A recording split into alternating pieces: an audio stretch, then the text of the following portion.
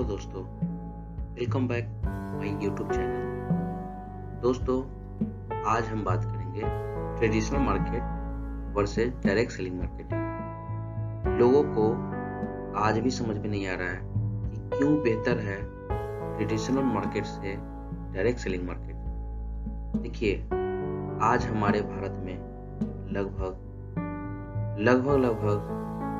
26 से 27 साल हो चुके हैं, फिर भी कुछ परसेंट लोगों को ही समझ में आया है कि डायरेक्ट सेलिंग बहुत ही बेटर है ट्रेडिशनल मार्केट के मुकाबले। क्यों बेटर है, आज हम इसके बारे में बहुत ही अच्छे से बताएंगे। तो दोस्तों, चलिए हम आगे बढ़ते हैं। सबसे पहले आपको समझना पड़ेगा इसके लिए ट्रेडिशनल मार्केट को। देखिए, ट्रेडिशनल मार्केट में क्या होता है ना, पहले होता है मैन्युफैक्चरिंग, यानी कि किसी भी प्रोडक्ट को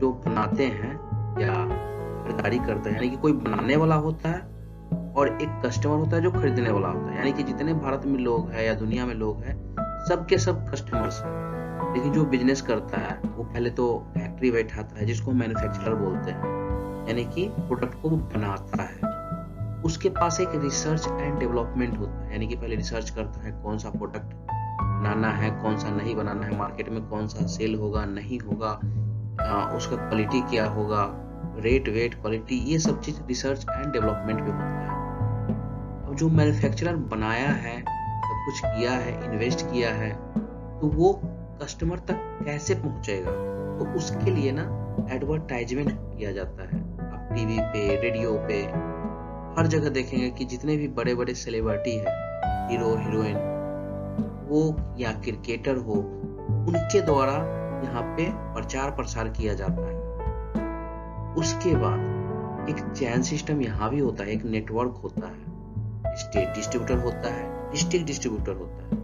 होलसेलर होता है, फिर रिटेलर होता है, और जो कस्टमर होते हैं वो छोटे दुकानदार यानी कि रिटेलर से सामान खरीदारी करते हैं। अब देखिए इसमें होता क्या है, आगे होता क्या है। देखिए, मैन्युफैक्चरिंग करने में और रिसर्च डेवलपमेंट दोनों मिला करके किसी प्रोडक्ट का जो प्राइस होता है, कॉस्ट होता है, वो होता है 30 रुपए, ठीक है। लेकिन advertisement, state distributor, direct selling, district distributor, wholesaler, retailer, इस सब में लगभग 70 रुपए खर्च हो जाते हैं, और कस्टमर के पास आते आते जो 30 रुपए का प्रोडक्ट था वो 100 रुपए में मिलते हैं, यानी कि 30 का चीज हमें 100 रुपए में मिलते हैं। अब यहाँ पे क्यों बेटर है डायरेक्ट सेलिंग, इस चीज को हम समझते हैं। चलिए आगे देखते हैं इससे बेटर क्यों है। देखिए, यहाँ भी प्रोडक्ट कंपनी बनाती है जैसे ट्रेडिशनल में बनाती है, कोई ना कोई मालिक होंगे।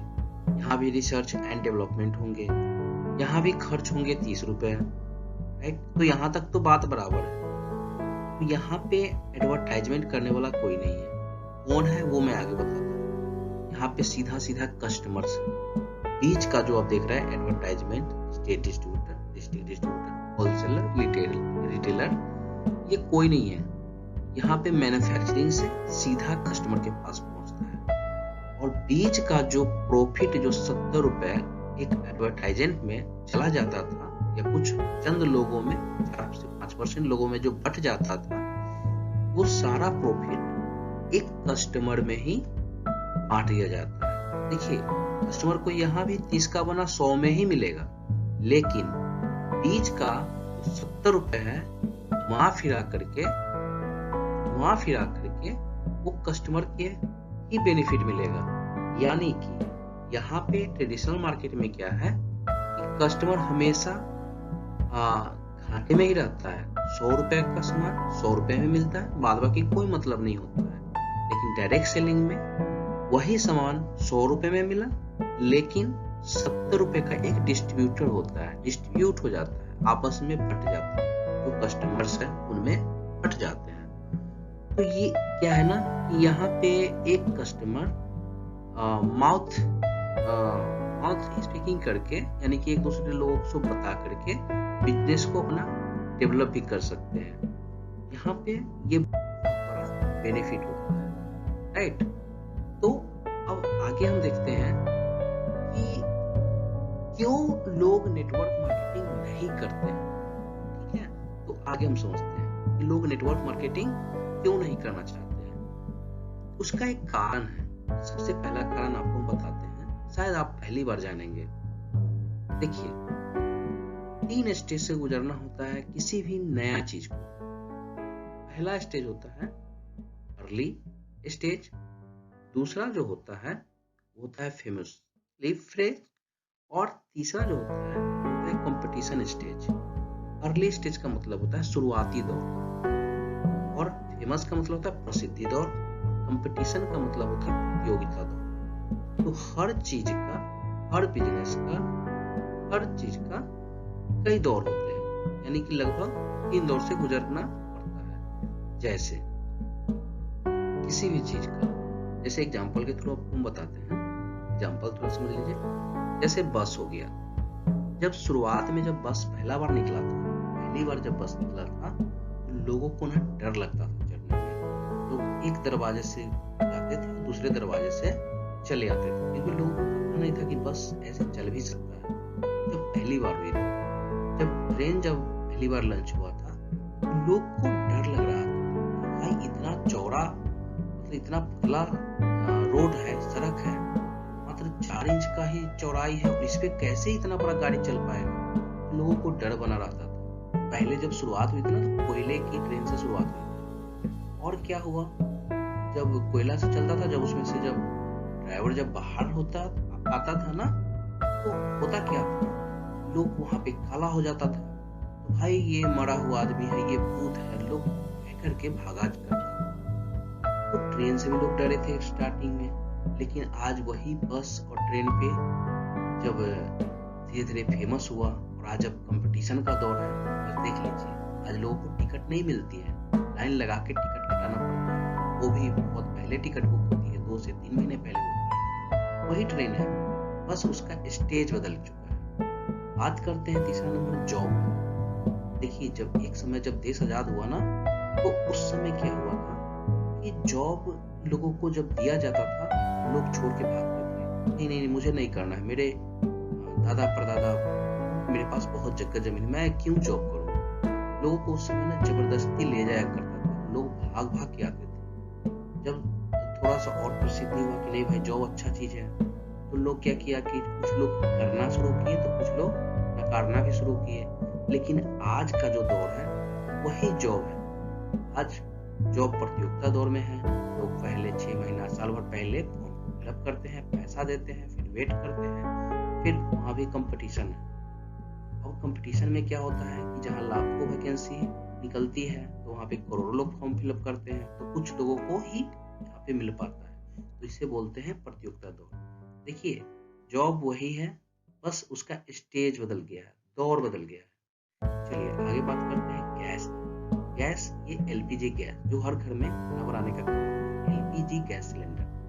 जब ये पहली बार जब भारत में आया था ना, तो लोगों को बहुत ज्यादा डर लगता था, बोलता था कि नहीं, इसका खाना अच्छा नहीं बनता है, ये फट जाएगा, आग लग जाएगा, ये होगा, तरह तरह का डर बना हुआ था। लेकिन आज आप देख लीजिए, वही गैस हर घर में पाया जाता है।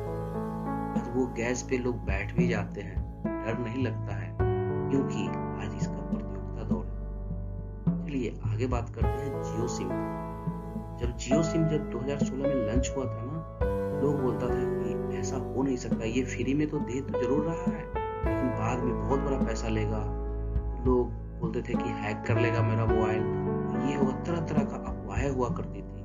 तो लोग उसी समय भी लोग जियो को नकारे थे, लेकिन आज लगभग 50% लोगों के पास जियो मिल जाएगा। चलिए लास्टली एग्जांपल एक और ले लेते हैं, वो है वैक्सीन की, यानी कि कोरोना वैक्सीन, जो कि हाल फिलहाल की बात है। कोरोना वैक्सीन जब स्टार्टिंग हुआ था ना, तो लोग लेना नहीं चाहते थे, लोग डरते थे, नहीं वैक्सीन से लोग मर जाते हैं, ये होता है, वो होता है। बाद में क्या हुआ, लोग लाइन लगा लगा करके यही वैक्सीन को लिए। चीज वही होता है, बस दौर बदल जाता है। तो हमारा टॉपिक क्या था यहाँ पे कि नेटवर्क मार्केटिंग लोग क्यों नहीं कर पाते। तो देखिए, अभी नेटवर्क मार्केटिंग हमारा दूसरे स्टेज पे है, फेमोसियस स्टेज पे, प्रसिद्धि के दौर पे है। अर्ली स्टेज ये पार कर चुका है, लगभग 26 से 27 साल हो चुके हैं। अब जो बचे प्रसिद्धि दौर है, धीरे धीरे फेमस हो रहा है। बहुत सारे लाखों लोग यहाँ पे कामयाब हो चुके हैं। यहाँ पे लाखों लोग अचीवमेंट ले चुके हैं, गाड़ी ले चुके हैं, बंगला ले चुके हैं, विदेश यात्राएं कर चुके हैं। धीरे धीरे अब लोग जागरूकता फैल रही है, फेमस हो चुके हैं। अब धीरे धीरे क्या हुआ है, अब इसका इंस्टीट्यूट खुल गया है, अब एग्जाम देना पड़ेगा, तब जाकर के प्रतियोगिता दौर आएगा। जब लोगों को पता चलेगा कि इतना आसान नहीं है इसमें आना, तब प्रतियोगिता दौर का समझ में आएगा। मतलब दोस्तों, आपसे यही कहना चाहेंगे कि अभी इस चीज को समझने की जरूरत है। यही सिस्टम होता है हर चीज का। आपको इस बात से निश्चित रूप से बहुत अच्छे से समझ में जरूर से जरूर आएगा। दोस्त, मैं आपसे फिर नेक्स्ट बात करता हूँ।